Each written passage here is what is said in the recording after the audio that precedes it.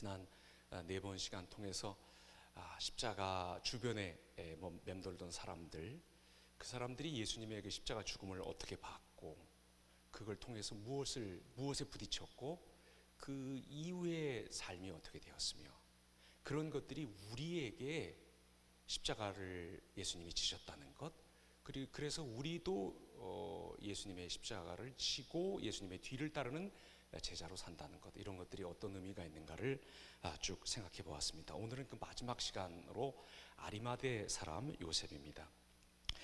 이 사람 굉장히 좀 알쏭달쏭한 사람입니다. 여러 가지 의미에서. 왜냐하면 이 아리마대라고 하는 곳이 지명이라고 그렇게 볼 수도 있습니다. 성경이 그렇게 지명이다라고 얘기했으니까 1차적으로는 지명이라고 받아들여야 되는데, 이게 도대체 어디인가를 우리가 잘 모릅니다. 그래서 혹시 이 그 아리마대라고 하는 곳이 여러분 그 사무엘의 엄마 아빠가 살았던 곳이 어딘지 아십니까? 저도 이렇게 좀 봐야 되는데, 에브라임 지역에 라마다임 소빔이라고 하는 곳이 있습니다. 그 라마다 호텔 아닙니다. 라마다하고, 진짜 이런 데 이렇게 은혜 받으시는 분들이, 라마다하고 라마데가 비슷하니까 이 아람 말들이 그렇게 이렇게 뭐라 그래야 되나, 자음 뿌리를 가지고 이렇게 말들이 변하니까 혹시 아리마대가 라마다 소임을 새롭게 부른 이름 아닌가, 이렇게 보기도 합니다. 이렇게 보면 참 놀라운 게 하나 있는데, 뭐냐면 한나와 브닌나죠. 아빠가 아버지가 엘가나구나. 엘가나 맞나? 아무튼 그 사무엘이 다윗에게 기름을 부었잖아요. 그런데 요셉이, 아리마대 사람 요셉이 예수님이 죽은 후에 예수님의 몸에 향유를 붓잖아요. 그러니까 이런 어떤 연관성 때문에 아마 이렇게 일부러 지역을 더 밝히지 않았는가, 이렇게 생각하기도 하고, 또 하나는 이게 혹시 아람어나 이런 히브리어 이런 게 아니고, 혹시 이게 그리스어를 음차해서 이렇게 음력해 놓은 거라고 하면, 여러분 아리스라고 하는 말이 뭡니까? 아리스토텔레스, 아리스토크랏, 이런 말들이 전부 고상하다 이런 말이거든요. 아리스라고 하는 말이, 그 아리스하고 뒤에 아리스 마데스 이렇게 나온단 말이에요. 근데 신약 성경에서 헬라어 가운데, 그리스어 가운데 굉장히 우리가 조금 그래도 제자 훈련하는 사랑의 교회에서는 외우고 있어야 되는 그 그리스어 하나가 뭐냐면 마테테스라고 하는 말이에요. 이 마테테스라고 하는 말이 뭔지 아시지만 여러분 겸손하셔서 대답 안 하실 거예요. 그래서 제가 대답할 거예요. 뭐냐면 제자라는 말이잖아요. 마테테스. 그래서 아리스하고 혹시 이 마테테스를 합쳐서 고상한 제자, 이렇게 봤을 수도 있다는 거예요. 예를 들어 그 누가복음을 누구한테, 데오빌로한테 보내잖아요. 그게 진짜 특정한 사람일 수도 있고, 데우스 필로스, 하나님을 사랑하는 사람들, 이럴 수도 있어요. 그러니까 이게 참 조금 잘 알기가 좀 어려운 사람인데, 아무튼 이 사람이 십자가에 달렸다가 돌아가신 예수님의 장례를 치르는 모습을 통해서 십자가가 무엇인지, 신앙이 무엇인지 다시 한번, 그리고 제자도가 무엇인지를 한번 생각해 보려고 하는데, 가장 먼저 좀 봐야 될 것은 이 아리마대 사람 요셉, 혹은 아리스마테테스, 고귀한 제자라고 하는 이 사람이 정말 예수님의 제자였는가, 아니면 그냥 열렬한 팬이었는가. 우리 한 십몇 년 전쯤에 팬인가 제자인가 이런 책 나왔었죠. 원서 이름은 아마 나라 팬 이렇게 된 걸로 알고 있는데, 그런 것처럼 열렬한 진짜 막 좋아하는, 여기 여러분 누구 좋아하세요? 그 연예인 가운데 누구 좋아하십니까? 좋아하면 뭐도 이렇게 보내고 그렇게 하시나요? 지금도? 그러니까 이게 다들 지금 이제 그런 거 안 하세요? 저는 그 연예인은 아닌데 좋아하는 사람이 몇 사람, 제 마음에 그 좀 히로인들 혹은 히로어들이 있습니다. 예를 들어 배드민턴 선수 가운데 리총웨이 같은 사람들, 이런 사람 굉장히 좋아해서 정말 한번 만날 수 있으면, 그 단기 선교를 빙자해서라도 말레이시아에 꼭 한번 갔으면 이런 마음이 좀 있습니다. 그분 만나면 제가 뭐 사인해달라고 이렇게 하고 뭐 이렇게 막 그렇게 할 것 같습니다. 또 뭐 한국에서 갖고 온 홍삼이다 이러면서 막 몰제 이렇게 팍 이렇게 뱉어가지고 이렇게 이렇게 또 할 것 같습니다. 아무튼 정말 예수님이 하신, 예수님과 예수님의 삶, 예수님의 죽음, 이것의 그 속 내용을 진짜 깊이 깨달아서 제자가 된 사람인지, 아니면 참 존경해, 내가 좋아해, 이렇게 해서 예수님을 따르고 예수님의 장례식을 치른 사람인지 좀 한번 생각을 해봐야 될 것 같아요. 왜냐하면 사복음서가 이 아리마대 사람 요셉을 약간씩 다른 뉘앙스로 말합니다. 먼저 우리 일일이 찾지는 않겠습니다만 제가 좀 읽겠습니다. 마태복음 27장 57절에 보니까 이렇게 말씀합니다. 저물었을 때에 아리마대의 부자 요셉이라는 사람이 왔으니 그도 예수의 제자라, 이렇게 말하고 있습니다. 여러분 잘 기억해 두세요. 그 다음에 마가복음 15장 43절 우리가 읽어요. 아리마대 사람 요셉이 와서 당돌이 빌라도에게 들어가 예수의 시체를 달라 하니 이 사람은 존경받는 공예원이요 하나님의 나라를 기다리는 자라, 이렇게 돼 있어요. 그 다음에 누가복음 그 23장 51절인데 50절 후반절부터 읽자면 그들의 결의와 행사에 찬성하지 아니한 자라, 그는 유대인의 동네 아리마대 사람이요 하나님의 나라를 기다리는 자라, 이렇게 했어요. 그 다음에 요한복음에도 나옵니다. 이 사복음서에 한 사람과 그 사람의 행적이 다 나오기가 굉장히 드문 일인데 여기 이렇게 얘기하고 있어요. 아리마대 사람 요셉은 예수의 제자이나 유대인이 두려워 그것을 숨기더니 이 일 후에 빌라도에게 예수의 시체를 가져가기를 구하매 빌라도가 허락하는지라 이에 가서 예수의 시체를 가져가니라, 이렇게 말하고 있습니다.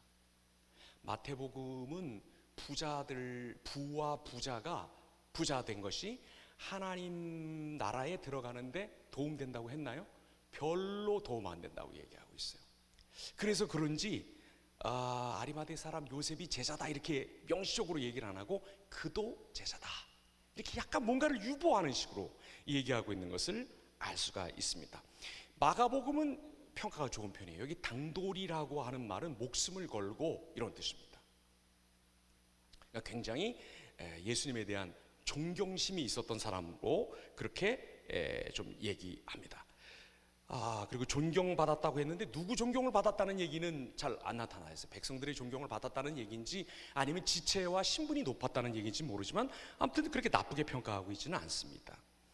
그 다음에 누가복음에서는 상당히 호의적으로 얘기를 합니다. 뭐냐면 산헤드린이라고 하는 종교 그 최고 의결 기구가 있었는데 이스라엘 백성들의 삶, 어떤 관습, 종교, 이거 뭐 재정일치의 사회였으니까 그런 것을 총괄하던 이 최고 의결 회의의 회원이었음에도 이 사람은 예수님을 죽이자는 투표에 부결 투표를 던졌다는 거예요.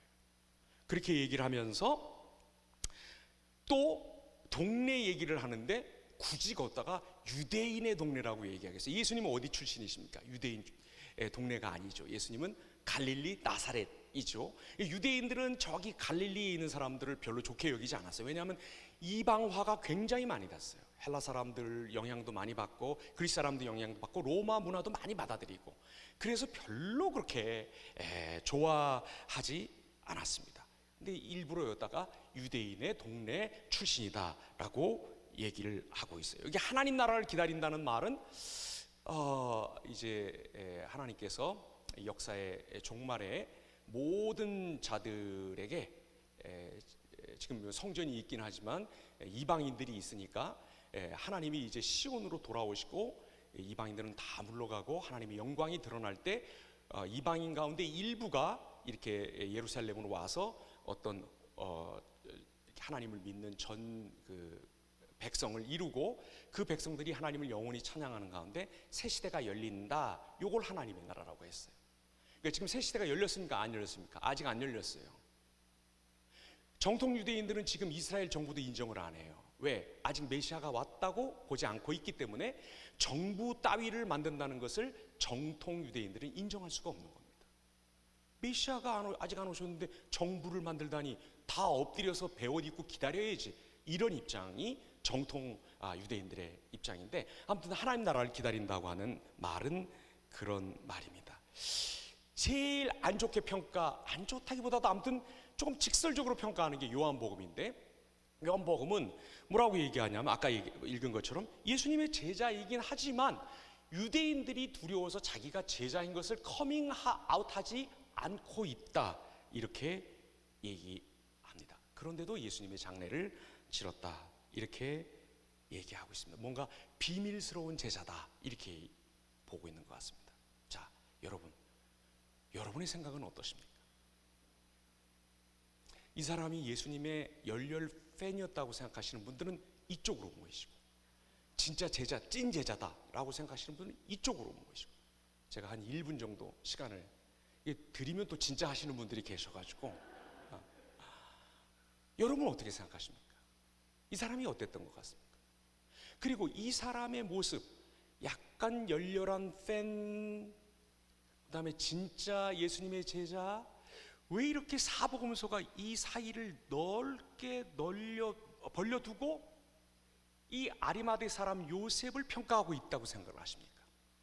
그리고 이런 사복음서의 평가가 지금 예수님을 따라가고 있는 우리에게는 무엇을 시사하고 무엇을 암시하고 있다고 생각을 합니까?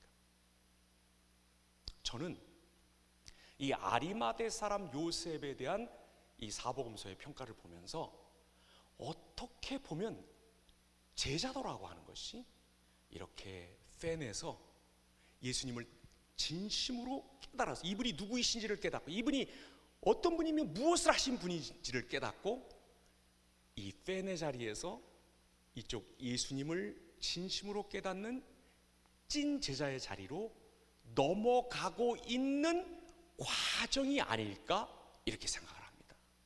간혹가다 간증을 들으면 난 그거를 한 번에 넘어왔습니다. 팬이라니요, 있을 수가 없는 일입니다 하고 한 번에 넘어오시는 분들이 계십니다. 없다는 얘기는 아닙니다.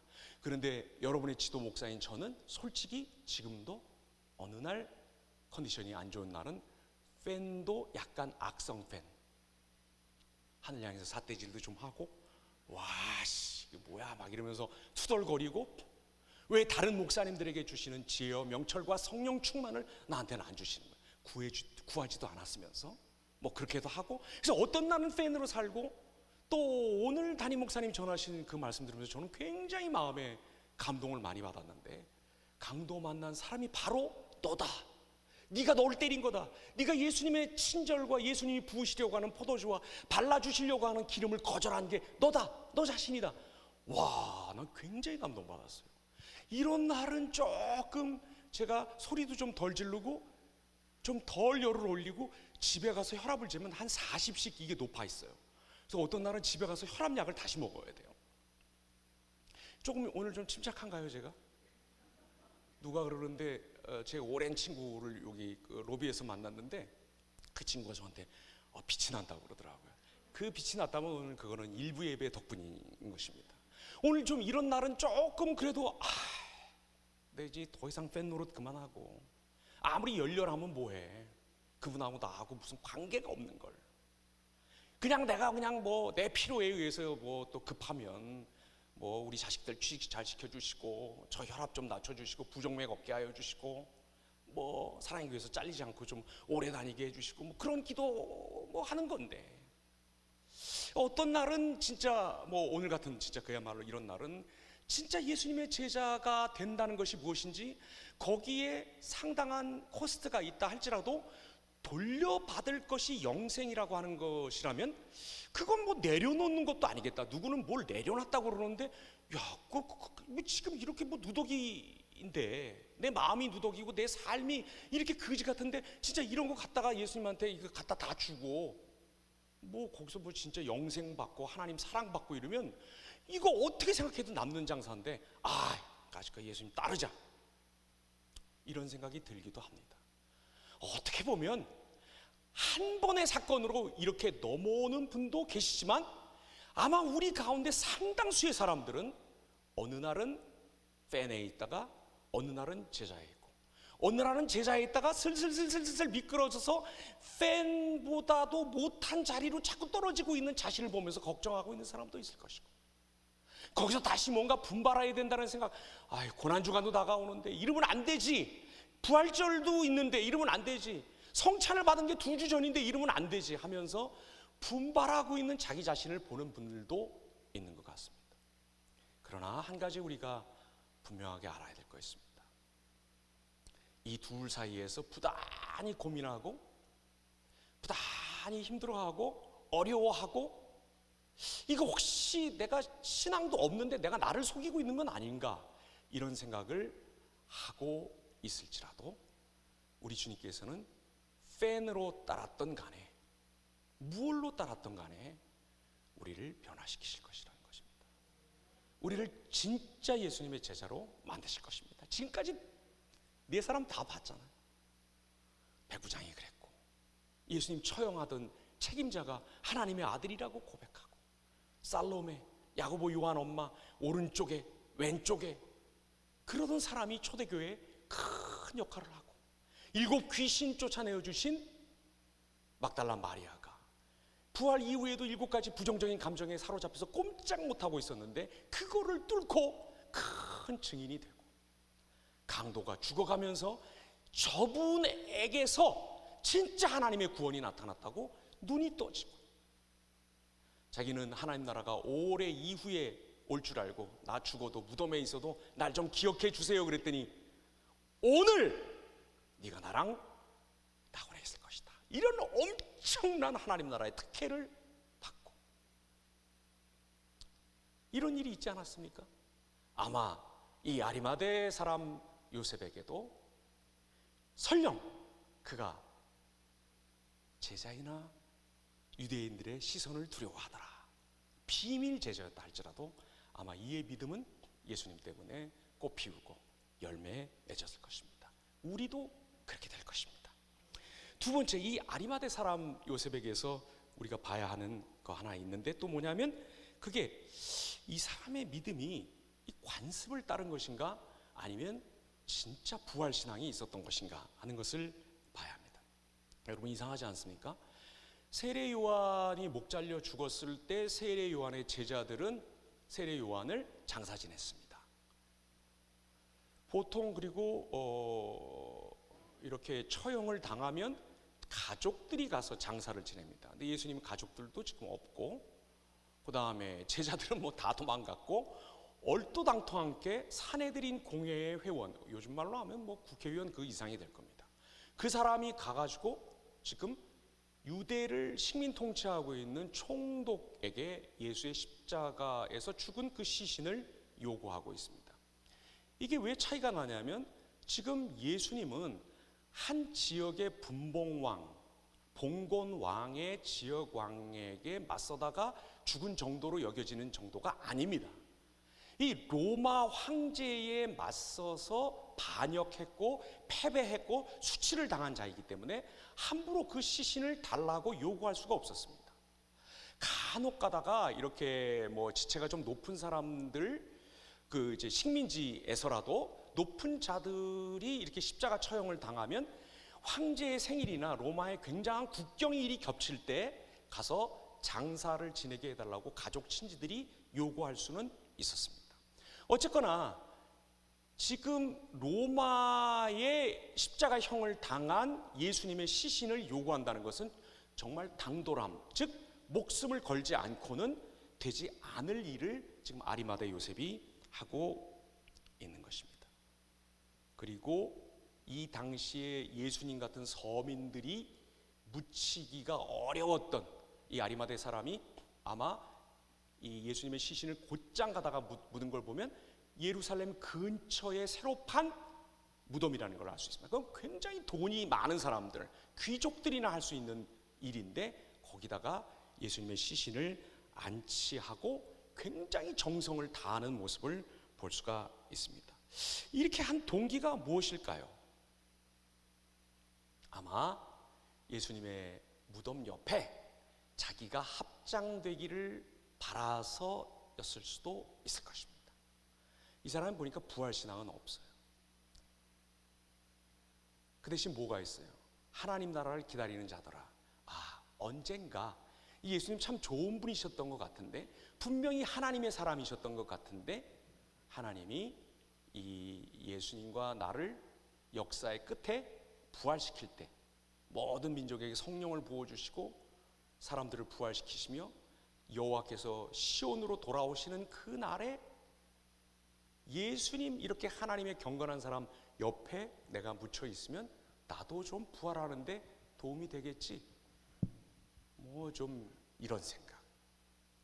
굉장히 그 당시 유대인들이 가지고 있었던 어느 정도는 보편적인 생각, 이런 생각을 가지고 예수님의 시신을 자기 무덤으로 사용하려고 했던 새 좋은 무덤 안에 안치했던 것 같습니다. 예수님은 생명과 부활이 아니지만, 예수님은 이렇게 돌아가셨지만, 하나님의 나라가, 자기가 기다리던 그 나라가 임하면 이분도 나도 부활할 터인데, 이분이 뭔가 나보다 훨씬 더 하나님께 가까웠던 분인 것 같으니까 이분이 나에 대해서 뭔가 좋은 얘기를 해주실 수도 있겠지, 뭐 이런 관습적인 신앙. 부활이 있지만 지금 일어나지는 않고, 부활과 생명이 있지만 그것이 바로 지금 자기 앞에 시신의 모습으로 죄의 삭슨 사망이기 때문에 인류의 죄를 지고 인류의 문제를 지고 하나님 앞에 인류를 완전히 대체하고 대리하고 대신하고 위하기 위해서, 바로 자기 죄 때문이 아니라 사람들의 죄 때문에, 인류의 죄 때문에 죽으신 예수님을 부활이요 생명으로 알아보지는 못하고, 앞으로 장차 일어날 그 어떤 시점에, 자기도 죽고 난 그 어떤 뒤에 하나님의 나라가 임하면 그때에 자기가 좀 하나님의 페이버를 좀 얻겠다, 이런 마음으로 예수님을 아주 경건히 대하고 예수님의 죽음을, 시신을 이렇게 안장했던 것 같습니다. 요셉의 신앙을 나쁜 신앙이라고 말할 수는 없습니다. 하지만 모자란 신앙입니다. 우리도 마찬가지입니다. 우리 믿는 사람들 좀 하나 좀 깰 관습이 하나 있는데, 그건 뭐냐면, 예수 믿고 좀 죄를 덜 짓고 살다가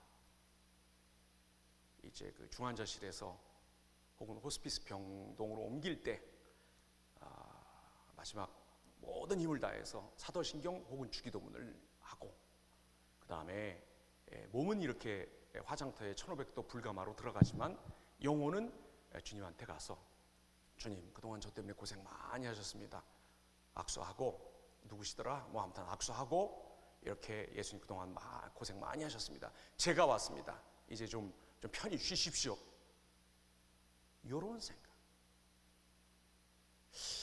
요 생각이 어떻게 보면 예수님을 믿고, 근데 믿을 때 뭐 복음으로 뭐 복음을 영접한다 그러고 복음을 받는다 그러잖아요. 복음을 이렇게 하고, 그 다음에 어쨌거나 아무튼 고투를 하다가 최소한 신천지로 가거나, 여러분 그런 일을 하면 안 돼. 마약 밀매나 무기 밀매, 인신매매 이런 걸 하면 안 돼. 아무튼 그렇게 어떻게 견디다가 죽을 때 주기도문 하고 혼백이 뭐가 씩 해서 예수님 옆으로 간다. 이게 완전히 틀린 말은 아니에요. 우리 죽으면 우리를 그 즉각 안아주시는 주님이 계셔요. 성도가 죽는 것을 고귀하게 보시고 우리를 안으시는 우리의 영원한 본향, 우리 존재의 기반 하나님이 계셔요. 하지만 이거는 굉장히 모자라는 관습적인 신앙이에요. 뭐냐면 예수님을 믿고 우리가 개인적으로 죽든지 아니면 죽기 전에 예수님이 오시든지 우리에게 주어진 삶이 있어요.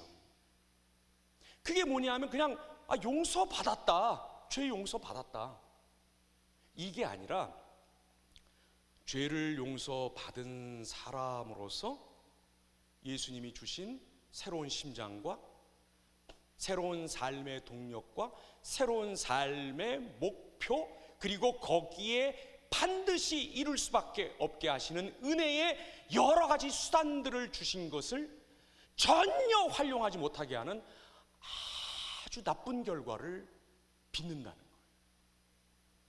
예수 믿을 때는 얼격결에 복음이라는 걸 받아들이고, 그 다음에 이 복음이라는 것을 어디다 처박아 놨는지도 모르게 처박아 놨다가 죽기 전에 뭐 사도신경을 한번 한다? 그럼 중간에는 뭘로 사는 거예요? 저는 오늘 이 일부 예배 말씀을 드리면서 와, 이거 진짜 복음의 말씀이구나. 이 복음이라고 하는 게 엔트리 레벨에서 우리가 예수님 처음 믿을 때만 필요한 게 아니에요. 지금 우리에게 복음이 필요한 거예요. 복음을 매 순간 들어야 되고, 복음을 우리 옆자리에 있는 사람들에게서 들어야 되고, 심지어는 복음을 내가 나한테도 얘기해야 되고, 복음을 환경 속에서도 들어야 되고, 복음을 이 복잡 다단한 역사의 흐름 속에서도 복음의 말씀을 들어야 돼요. 우리는 평생 복음을 듣고 복음 안에서 고민하고 복음 안에서 기도하며 복음 안에서 결정하는 일들을 쌓아가지고 주님을 만나는 거예요. 주님이 오시든 우리가 죽든 이 중간에 삶이 있어야 하는데, 이게 그냥 사라져버리고 아이고 뭐 그냥 어떻게 견디고 어떻게 견디고 방법도 몰라. 무슨 결혼이 크리스찬의 결혼인지, 내가 결혼의 조건으로 내세운 거 30가지를 다 기도했더니 들어주셨다, 그게 크리스찬 결혼인지, 남편이 꽤 안 부리고 열심히 제자반 나가더니 그 다음에는 사역반 나가고 그 다음에 순장 달고 그렇게 해서 뭐 그렇게 하는 게 그게 크리스찬의 삶, 크리스찬의 결혼인지 뭐 별 생각 없어요 사실은. 그러다가 그냥 이렇게 좋은 곳 가는 거, 그게 절대로 우리의 목표가 될 수가 없어요. 왜? 성경이 그렇게 말을 하고 있질 않아요. 너희들 예수 믿고 어떻게 해서든지 견뎌라, 그러면 천당 간다, 그런 말이 어디 있어요? 예수 믿고 우리의 신분과 위치가 변해요. 우리 반역자들이었는데 하나님의 종이 신하가 되었어요. 우리 불황자들이었습니다. 우리 정말 개차반들이었습니다.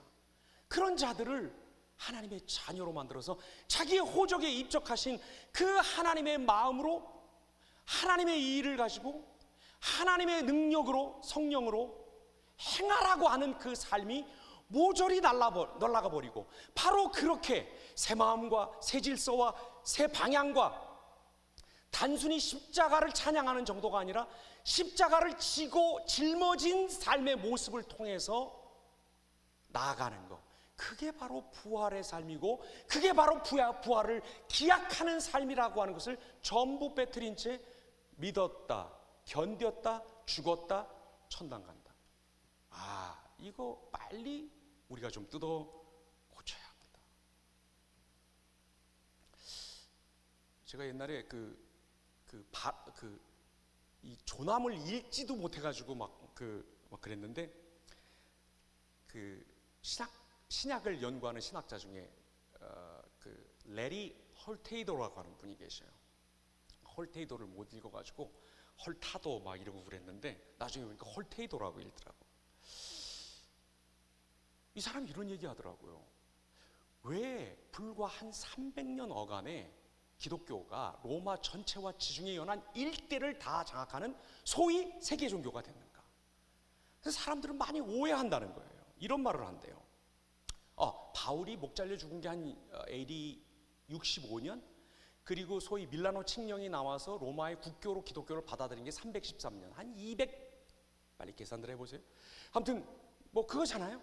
그 안에 사실은 이게 그냥 기독교가 확 전 세계로 퍼져버린 거예요. 세계 종교가 된 거죠. 저기 나사렛, 갈릴리 나사렛 한 50가구도 안 되게 모여 사는 그 지역에서 하나님의 나라가 왔다라고 외치신 그분과 그분이 지신 십자가와 부활을 통해서 205, 60, 70년 안에 전 세계가 예수 안에 포함되는 놀라운 일이 이루어졌는데, 이 레리 헐테이도라고 하는 분이 이런 얘기를 해요. 사람들이 이렇게 말한대. 기적이 많이 일어나서 그렇다. 근데 그분은 그거 반대하더라고. 기적은 무슨 기적? 다른 종교에도 기적이 많이 일어난다는 거, 실제로 기적 많이 일어납니다. 다른 종교. 저분이 드디어 자기의 종교적인 정체성과 성향을 드러내는구나. 처음 우리 교회 올 때부터 내가 의심을 했어. 지금 그런 표정들이신데 여러분 혹시 어릴 때 그런 경험 없으세요? 여기 눈 다래끼 나면 이렇게 화장실 같은데, 옛날에 화장실 이렇게 밖에 나가 있는데 그런 데 가서 뭐 이렇게 방이라고 써가지고 이렇게 해서 딱 붙여놓고 뭐 팍 찌르고 뭐 바늘로 뭐 탁 하고 뭐 이 빠지면 딱 지붕에다 얹고 뭐 이런 거 하면 정말 새이가 막 나고, 여러분 그런 경험 없으세요?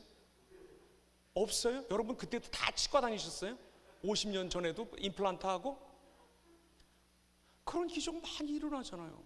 불교 믿는 사람들이 방언하는 거 보니까 우리랑 비슷하던데, 뭐 우리 마스카라 그리고 저쪽에도 뭐 그 비슷하게 뭐 하더라고. 싫으세요? 이렇게 얘기하니까 아니에요. 다른 종교에도 기적은 많이 일어나요. 또 이렇게 얘기하더라고. 교회가 유독 가족적인 분위기여서 그렇다. 그렇게 얘기하는데 사실은 이것도 오해라는 거예요. 왜냐하면 우리가 몰랐던 1세기 교회 읽으신 분들 계실 텐데, 1세기 교회가 예를 들어 뭐 상업조합이라든지 또 뭐 회당이라든지 혹은 철학자들의 그 모임인 아카데미라든지 이런 데하고 완전히 동떨어지게 진공 상태에서 순수하게 하나님의 계시로 어느 순간 딱 태어난 게 아니에요. 이런 것들과 영향을 받으면서 비슷한 것들과 경쟁하고 비슷한 것들과 구별하면서 자라나왔어. 가족적인 분위기는 예를 들어 무슨 그 플라톤 그런 대화편 이런 거 읽어보세요. 거기 다 가족이지. 교회만 가족적이었던 게 아니에요. 그 교회가 뭐 가족적이어서 문제가 없었나요? 고린도 전서 읽어보세요. 문제가 얼마나 많아요. 그 다음에 세 번째로는 구제와 돌봄을 잘해서 그랬다. 그래서 현대교회도 많이 돌보고 구제하면 많은 사람들이 다시 교회를 매력적으로 여길 것이다. 이것도 오해라고 얘기를 하더라고요. 왜 그러냐면 초대교회 때 빠른 시간 안에 비교적 돌봄과 구제를 안 받아도 되는 사람들이 많이 유입이 됐다는 거예요. 그러니까 일부는 늘 가난해. 저처럼 늘 배가 고파. 전 진짜 왜 이렇게 배가 고픈지 모르겠어요. 의사가 먹지 말라 그랬거든. 먹고 또 빨리 눕지 말라 그랬거든. 제가 이 역류성 위염이 심하게 있는데도 특히 주일날 저녁에 가면 여기서 뭐를 먹고 가도 또 먹어야 돼요. 그렇게 막 집사람들이 막 말리는데도 할 수 없어요. 먹어야 돼요. 저 왜 이렇게 배가 고픈지 모르겠어요. 하지만 1세기 교회에 이미 부자들이 꽤 있었다는 거예요. 고린도 교회 한 5, 60명 정도 모였는데 어느 한 집에서 모인 흔적이 있어요. 5, 60명을 지금 아파트에 어디를 들어가요? 지금 민원 생길라. 여러분 몇 평에 사세요? 저부터 깎아요? 저 한 16평 정도 돼요. 그래서 제자반도 못 와요. 그거 핑계로. 제가 그래도 한번 초대하자 그랬더니 자기 나가면 그렇게 하라요. 제 아내가 자기 나갈 테니까 그렇게 하라고 그러더라고요. 어디까지 나가는지 잘 모르겠지만 아무튼 5, 60명을 한꺼번에 자기 집에 들일 수 있을 만큼 고린도전서 쓸 때면 뭐 한 60 몇 년 요 어간일 텐데 벌써 교회에 그런 사람들이 들어온다는 거예요. 그러니까 구제하고 돌봄 잘해서만도 아니라고 얘기하는 거예요. 그리고 마지막으로 하나, 신분 상승의 효과가 있어서 주로 가난한 노예들이 와가지고 우와 하나님의 자녀가 됐단다 막 이렇게 해서. 근데 이 레리 홀테도라는 사람은 이것도 굉장히 아니라고 얘기를 해요. 왜냐하면 신분 상승을 꿈꾸려면 그 당시 로마에서 신분 상승을 가장 잘 할 수 있는 길을 찾아가야지 이단으로 몰린 기독교를 가겠냐는 거예요. 요즘 신분 상승하려면 어떻게 해야 되나요? 돈을 모으셔야죠. 성형외과를 잘 만나셔야죠. 얼굴을 갈아엎어야죠. 아닌가요? 야, 이것도 또 저 이메일 들어가겠구나. 또 담임 목사님한테 이게 지도 목사가 이렇게 얘기하더라고요. 아니 저도 듣고 하는 얘기예요. 듣고 이렇게 전해드리는 얘기예요. 신분 상승을 하려면 그렇게 해야지. 교회 나와가지고 여기 나와가지고 예수님 찬양 이렇게 하고 있으면 되겠습니까? 괜찮아요. 하나님이 그래도 우리 사랑하셔요. 이러고 있으면 되겠습니까? 이거 말이 아니라는 거예요. 그러면서 헐테도가 딱 두 가지를 제시해요. 뭐냐? 하나는 사랑의 하나님.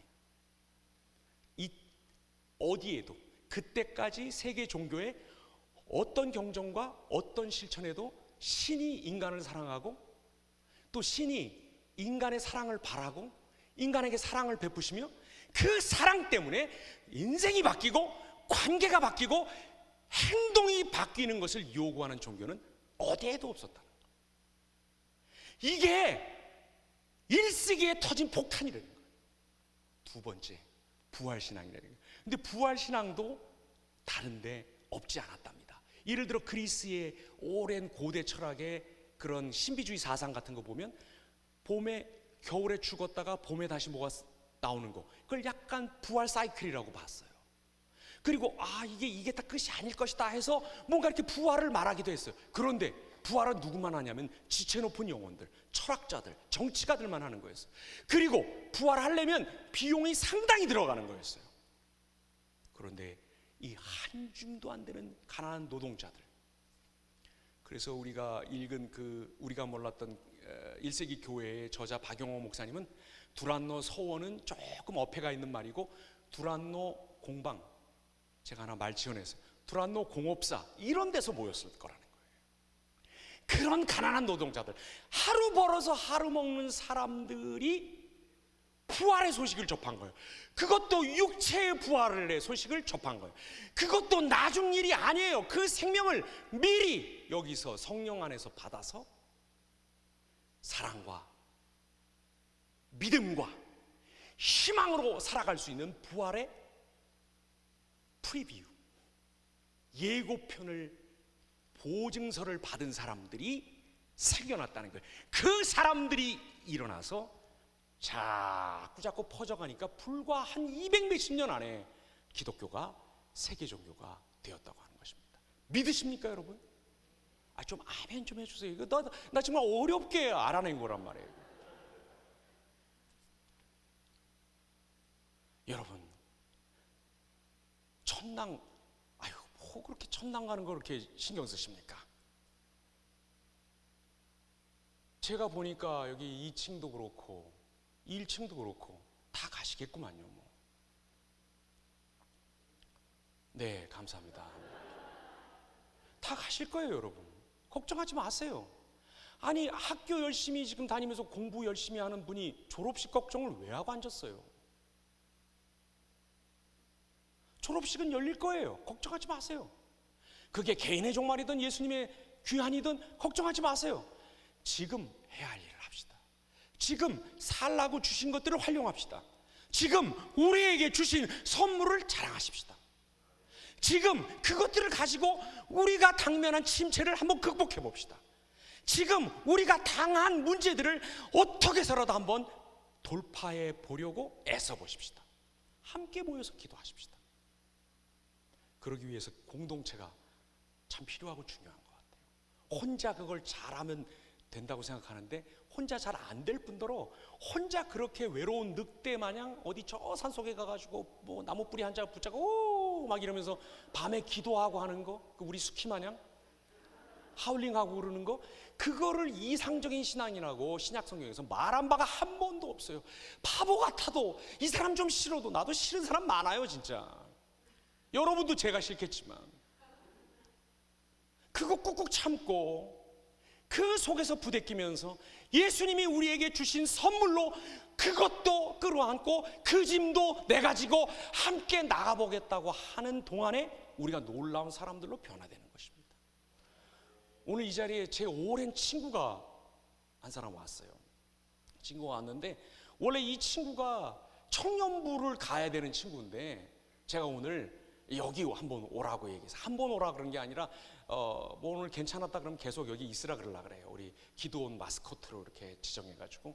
근데 이 친구가 저한테 하는 말이, 너 자기 왔다는 거예요. 그래서 너 어디냐 그랬더니 자기 여기 있대. 여기 아니네. 그래서 거기가 어디냐 그러니까 언약 채플이라고 그러더라고. 그럼 맞다고. 그럼 잠깐 서 있으라고. 그래서 이제 아주 반갑게 조금 만난 지가 한 3년 정도 되나. 그래서 아주 반갑게 인사를 하는데 친구가 하는 말이, 여기 저보다 막 언니들이 계시는 것 같은데 오늘 여기서 예배 드려도 되냐고. 그래서 그냥 그 막 언니들 막대하라고 제가 얘기했어요. 괜찮다고. 여러분 괜찮죠? 네. 우리 이제 뭐 38살이냐 민증 깔아 너 혹시 뭐 결혼했던 거 아니냐, 좀 그런 유치한 얘기 좀 집어치우고 진짜 좀 진짜 이 옆에 있는 이 사람들이 나를 만드는 사람들이구나. 저 목사가 저렇게 댕댕거려도 저런 말은 좀 듣고 기도 다시 한번 해봐야겠다. 이렇게 좀 생각 바꿔보는 우리가 되었으면 좋겠습니다. 시간이 많이 지나서 짧게 마지막 한 얘기만 하겠습니다. 이 사람이 타협한 건가 아니면 정말 제자의 길을 걸은 건가? 말씀드렸죠. 유대인들을 무서웠다는 거예요. 제자인데. 유대인 무서워했던 사람들이 있죠. 누굽니까? 시각장애자 부모님. 예수님이 고쳐주셨는데 예수님이 고쳐주셨다 그러면 안 될 것 같아서 얼버무리죠. 또 누가 있어요? 요한복음 19장 22절에 보면 예수님의 제자들이 예수님 부활했음에도 유대인들이 무서워서 숨어 있었어요. 문 꼭꼭 걸어 담그고 숨어 있는데 예수님이 거길로 들어오셨어요.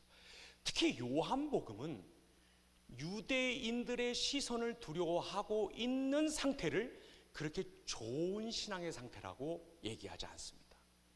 그래서 요한복음 9장에서 그 시각장애인 청년이 처음에는 그 사람이라 그랬다가 그 다음에는 선지자라 그랬다가 나중에는 예수님 앞에 무릎 꿇고 주 퀴리우스 야훼라고 부르는 거예요. 여호와라고 부르는 겁니다. 그런 고백을 하는 장면을 굉장히 신앙의 이상으로 우리 앞에 내세우는 것을 볼 수가 있습니다.